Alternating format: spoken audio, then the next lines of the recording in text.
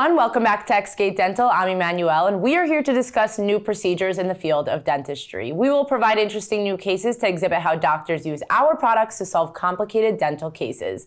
Don't forget to subscribe and follow us to stay up to date, and let's get started. Minimally invasive procedures is the slogan of this case. The patient is a 90-year-old female, and you can see caries. You can see the broken tooth and all the problems that come with it. But when you're thinking about the proper restoration for this kind of tooth, you can't just place the crown on this kind of tooth. You need to remove most of the tooth and you need to prepare it.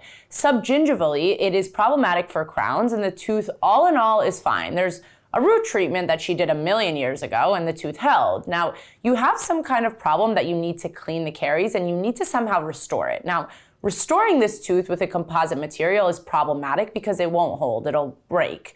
But in this case, you can quite easily make some kind of onlay, let's call it a partial crown on this tooth that will just be placed on top of the tooth. And with the proper adhesion, you can restore the tooth without removing any excess material. So because of her age and the health issues, you want to take as little risk as possible. Sometimes because of blood clotting issues and these kinds of things, you can't just easily extract the tooth. You have some complications. So thinking about extraction and implants is impossible or very hard to do in this case. Sometimes the best thing is just to leave it as is and just make a good old-fashioned onlay that will be cemented and adheres to the tooth.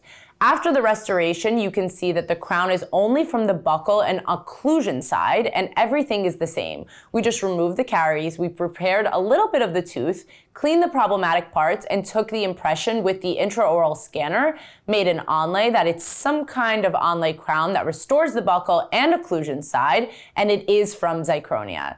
Thank you everyone that joined in to learn some new and interesting information. Make sure to stay tuned for more. And of course, don't forget to subscribe, like, and follow. Thank you guys, and see you next time.